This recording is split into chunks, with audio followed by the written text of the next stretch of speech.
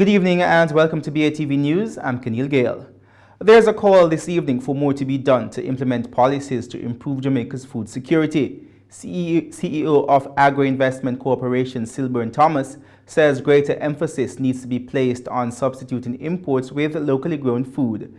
He was speaking at the CASE Alumni Association panel discussion under the theme Jamaica's National Food Security and the Vulnerability of Local Food Supplies to External Economic Shocks. The event was held in Kingston yesterday. Nordia Francis Williams reports. Between January and February this year, Jamaica spent $161.8 million importing food. That's a 15.4% increase over the same period last year. CEO of Agro-Investment Corporation, Silburn Thomas, says despite fluctuating over time, there has been no real concerted effort to put a significant dent in the amount of food Jamaica imports. He says the only way to get the food bill to decrease continuously is to implement policies that work. It's been coming down over time, but it's very resistant to downward change because it has to be influenced. It's not going to go down by itself. We may have some exchange rate movement here and there, we may have some shocks here and there, but if we're going to have a sustained decline in the import bill, it will take some creativity. It will take some effort, some implementation, some coordination, some partnership. He adds that substituting imported products will take commitment. You can see for tomato, for sauce and paste, you can see we were coming down in values, US dollars, 3 million, quantity, very large. If we look at Irish potato for fries, we've done very well with the potatoes for table potatoes, but for fries, look at it. Numbers are still very, very large. I'm not sure anyone here who could bypass 90 million US dollars, but I could take 1.9. I take 19,000. I take $1.99, $1. What I'm saying here is this: these are not going to change themselves. We have to build a strategy around it. Can we substitute these? Can we produce it? He points out that efforts are now far advanced to incorporate more technology to ensure that local farmers are able to grow more onion varieties. Matter of fact, we're partnered with Borders. Now we're doing a trial in Ebony Park, a trial in Amity Hall, a trial in Spring Plain, to explore the varieties to make sure that we know exactly how to grow them and when to grow them. We have scaled it down to the planting days. So we can tell you after this particular day, don't plant. Before this particular day, you should plant. We're working down the science in it because it has to be done. Kidney beans. They say we can't grow it here. Of course in Belize they grow it there. How can the Belizean grow it in Belize and we can grow it here? And we have the plains of St. Catherine, we have the plains of Clarendon, and we can mechanize. Pointing out the huge import bill for mutton, the Agro-Investment Corporation CEO is proposing agro-parks dedicated to rearing ruminants to help reduce that bill. Look at how much Chevron we import goat meat in Jamaica. A lot. On the hills of Manchester, rolling pastures over there. Everywhere bauxite is, they create rolling pastures for us, for small ruminants. So you know what, at AIC, at Agro-Invest, we have conceptualized a small ruminants agro-park, small ruminant agro-parks. We can have them contained, we can manage security, we can manage the risk. If we go with small ruminants, breeder-lasting is the issue. Breeder-lasting. But if we bring it into controlled parks where we have shared security, manned security in a sharing economy. For BATV News, I'm Nordia Francis Williams.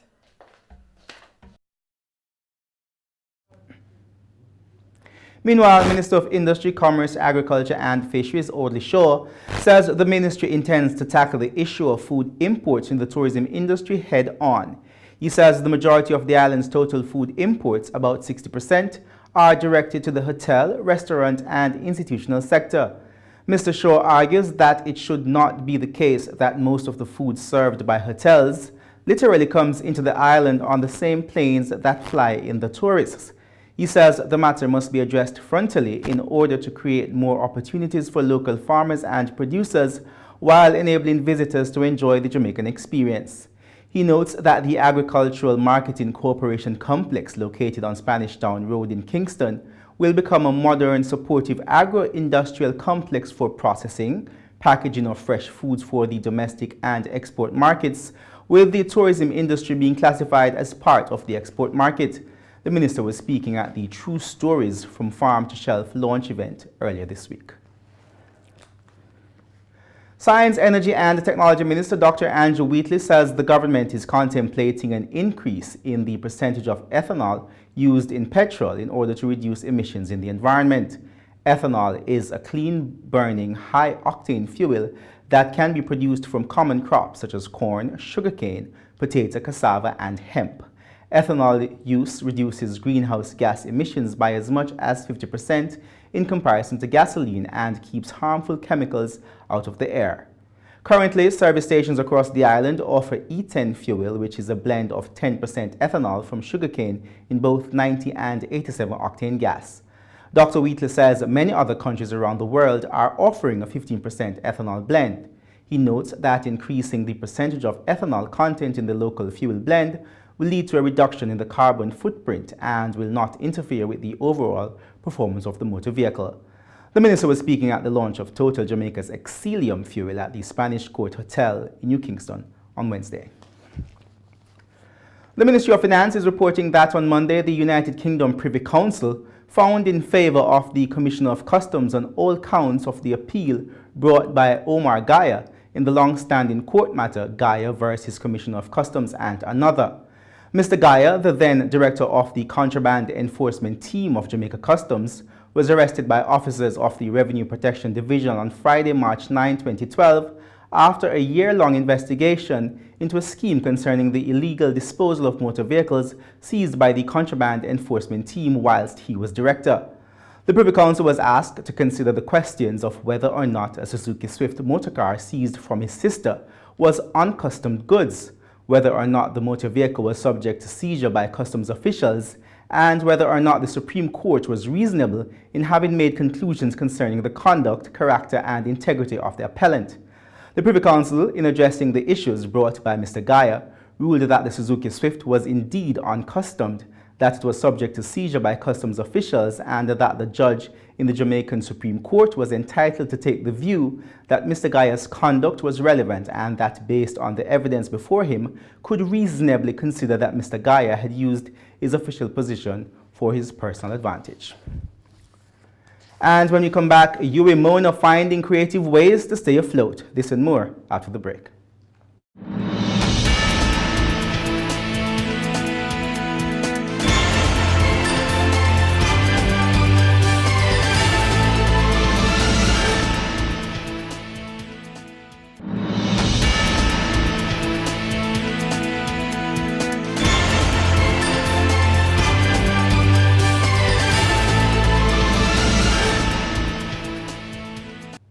Welcome back.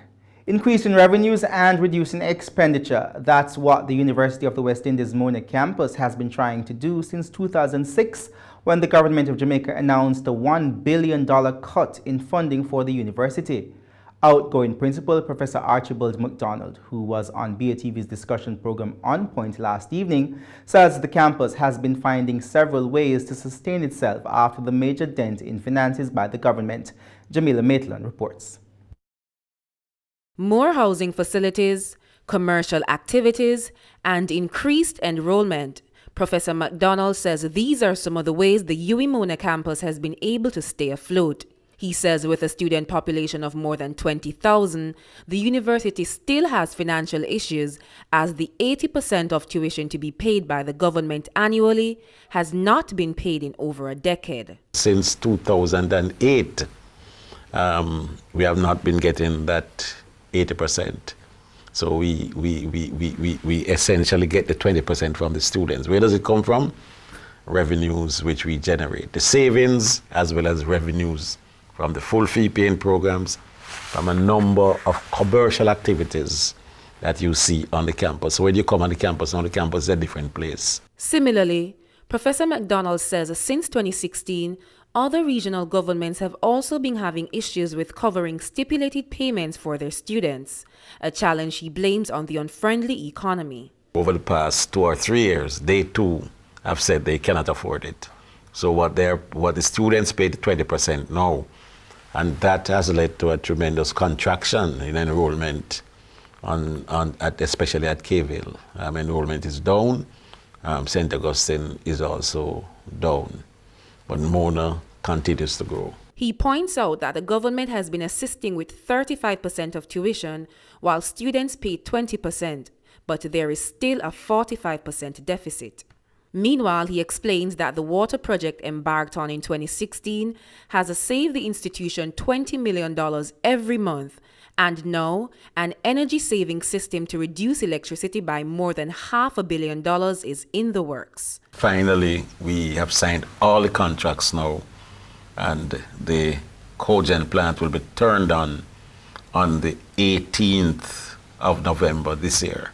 It will be turned on, and we will be saving $350 million per month. And the engines are will be provided by General Electrics, and they will train colleagues in the School of Engineering who after 3 years will take over the management of the plant, and then the campus will be saving $750 million. For BATV News, I'm Jamila Maitland. Ground was broken yesterday for the new Confucius Institute building on the University of the West Indies Mona campus. The building is the product of negotiations between the Jamaican and Chinese governments. Sashana Small tells us more. Principal of the University of the West Indies Mona, Professor Archibald MacDonald, says the new building is expected to increase the institute's ability to engage with members of the community. He says it is not expected to encroach on independent thought, but will be an opportunity to develop cross-cultural relations. We welcome this facility, which in no way, shape, or form impacts our independent thought, policies, and institutional culture, but by design is meant to position Jamaicans to effectively engage their Chinese counterparts and be able to access business, cultural, and academic opportunities with the benefit of language training. Education Minister Ruel Reid, whose ministry headed the negotiations, says the Confucius Institute will strengthen the Jamaican-Chinese relations, and he hopes more people will choose to learn the Chinese language. It is our hope that the programs of the Confucius Institute here at UWI will be a bridge of cooperation in humanities between China and Jamaica. I also hope that more of our young people will grasp the opportunity for training and expanding their knowledge. In the meantime, the ambassador of the People's Republic of China to Jamaica says the building will broaden the bridge of friendship between the two countries. With the collaboration of the new Confucius Institute, I'm sure that the UWI Mona will play a greater role in Jamaica and the Caribbean at large, and to unlock more potentials for economic and cultural growth. It's not a simple building because it will turn out to be a bridge, a broad bridge of friendship between the two peoples and culture, educational exchanges between the two countries. Minister Reid says the building is expected to be completed in 14 months. It will have a lecture theatre, conference room, a training room, and other facilities. For BATV News, I'm Sashana Small. The International Business Model Competition held in the United States last week saw 2 Jamaican tertiary institutions walking away with first and second places. Individuals representing both businesses were guests on Point last evening. Here's more. Chief Business Development Officer of Base Technologies, Lancelot Riley from Northern Caribbean University, was awarded first place for his company's solution to what he describes as a multi-billion-dollar issue affecting farmers globally. Base Technology is an agribusiness, and what we're doing, we're finding a solution for farmers to help them monitor their crops real time, give them correct geodata. But we started out creating a solution for the beet armyworm infestation in Jamaica. Now, one of our co-founders, Besikia, she's from St. Elizabeth, from a farming community, and her family's farm was devastated because of the beet armyworm. Beet armyworm, yeah. And we decided to create a business around that, find a solution for this drastic problem that a lot of farmers are facing. Mr. Riley says the aim is to fuse agriculture with technology. We're looking at making it fun or even easier for farmers in Jamaica to stay at home and manage their farms. We want people, 95 people, to be able to become farmers. Simply from a mobile phone. From a mobile phone? From a mobile phone. Meanwhile, second-place winner EcoStructures from the University of the West Indies, Mona, pitched an environmental concept for construction. For EcoStructures, our concept really started with Chris, who is the main team member right now with the idea. He actually is a civil engineer, and he came to us when we were doing our new ventures course at university to say, hey, could we potentially use recyclable material in construction solutions, bottles, styrofoam, that type of thing. And we ended up doing a prototype, doing the testing in a lab to see if it would actually work from an eco-block point of view. That's what we termed it originally, because we wanted to make it into a hollow concrete block that everybody's accustomed to. It's a traditional thing that we use to make our homes. And when we did the block, we did the prototypes, we went and did testing, we were shocked because we actually surpassed what the requirements were for Bureau of Standards. Together, the two have won $50,000, but Ms. Carley says the overall goal is to make an impact. We're really looking at how we can make an impact, because overall we've done some research, and in terms of the land, the solid waste and the landfills and the issues that we've been having in Jamaica, and the fact that our government is now realizing that there is a large problem that we're facing, we want to make an impact. That's the idea. And whether it's a social or an environmental impact, that's more important to us, in fact, than even to make a profit, as you will. For BATV News, I'm Jamila Maitland. Stay with us. Regional and international stories are up next.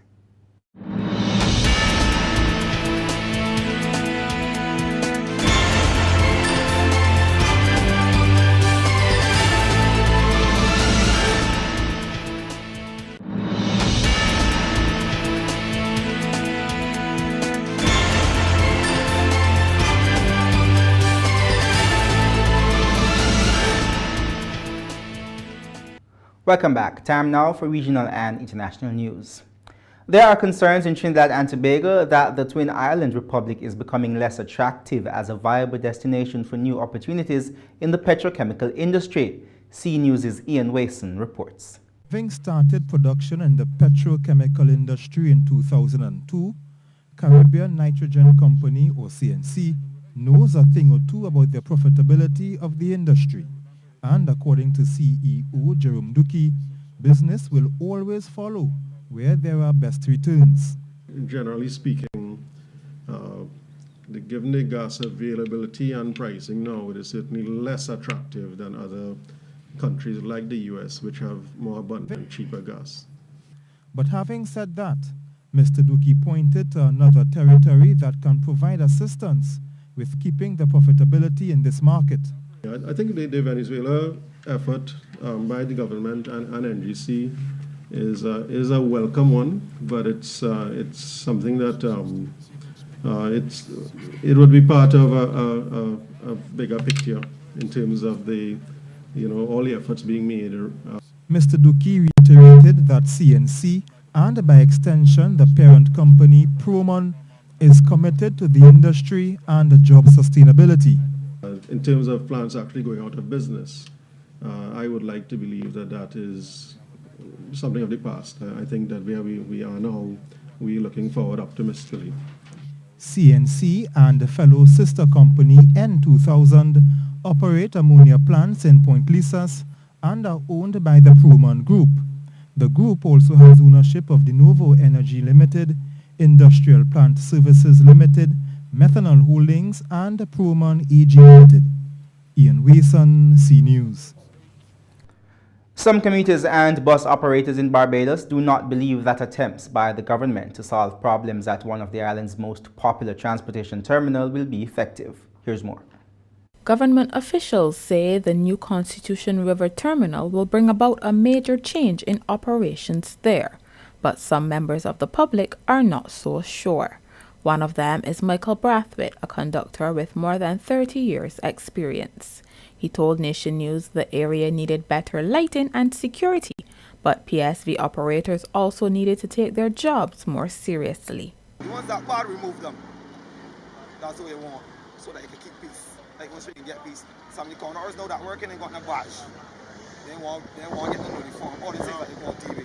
So when the people come to this tight spot, I can be one of the ones to know that they can be tight for some of these ones that ain't gonna understand their race concern, because here's a business in it.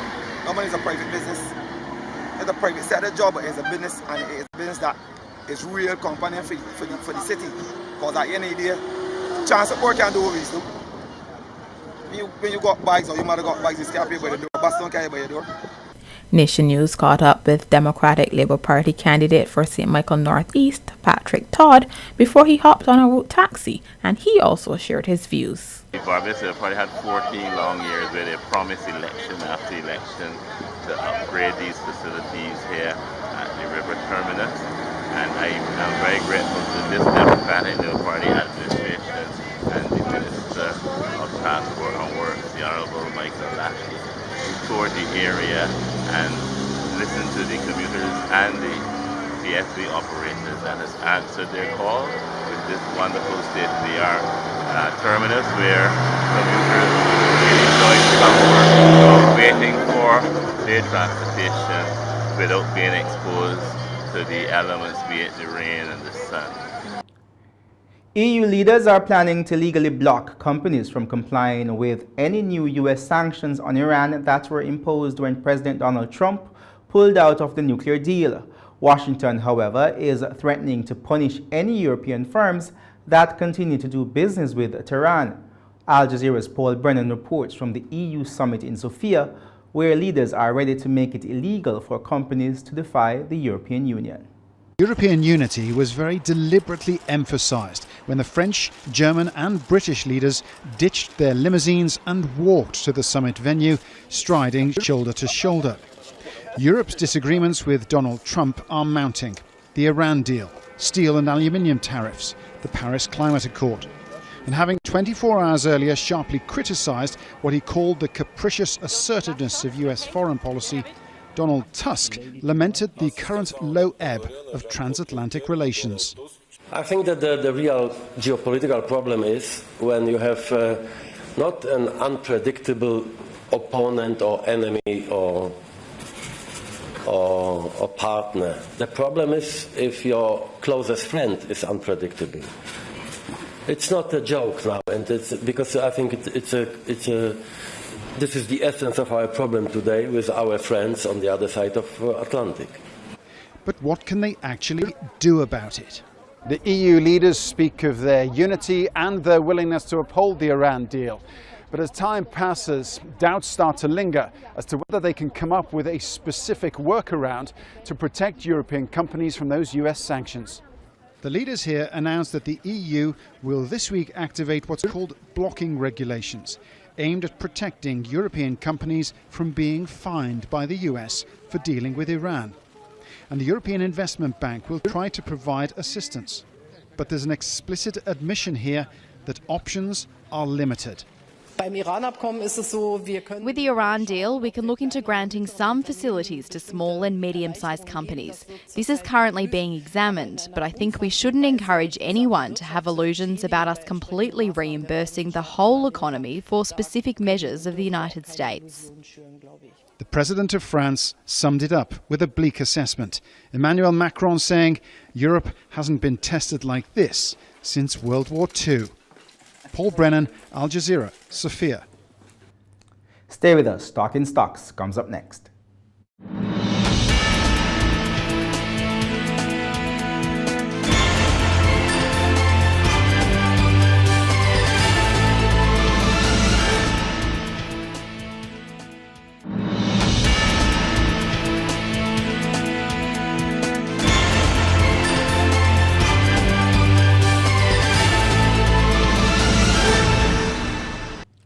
Welcome back. Time now for Talking Stocks.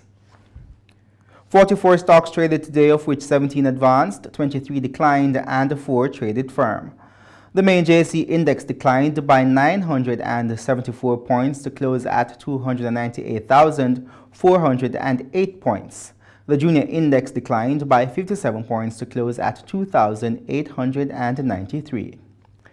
Over 10 million units traded today, valued at over $93 million on the Jamaican dollar market, while on the US dollar market, 15,000 units traded, valued at $3,300 US. Iron Rock Insurance, with over 3.3 million units changing hands, accounted for 33% of market volume. Darrimon Trading was second with over 3 million units trading, and Caribbean producers with 1 million units trading accounted for 9% of market volume crossing the floor. Radio Jamaica was the top advancer, up 14 cents to close at $1.35, followed by Siboney Group up 1 cent to close at 13 cents, and Jamaica Stock Exchange ordinary shares up 40 cents to close at $7.40. The main decliners were Paramount Trading down 26 cents to close at $2.75, followed by Derrimon Trading down 78 cents to close at $8.75, and Access Financial down $3.35 to close at $46.10. In foreign exchange trading, the Jamaican dollar made ground on its three major trading partners today. The U.S. ended the day selling for $125.42, losing 28 cents to the Jamaican dollar. The Canadian dollar sold for $97.59, losing $1.24, while the British pound closed the day at $169.56, losing 37 cents to the Jamaican dollar. And that's the news for this evening, but before we go, a recap of our top story. There's a call this evening for more to be done to implement policies to improve Jamaica's food security. CEO of Agro Investment Corporation, Silburn Thomas, says greater emphasis needs to be placed on substituting imports with locally grown food. This comes as Agriculture Minister Audley Shaw says he intends to tackle the issue of food imports in the tourism industry head on. Thanks for watching. For more content, please visit our website at batvja.com. I'm Keneal Gale. Have a great weekend.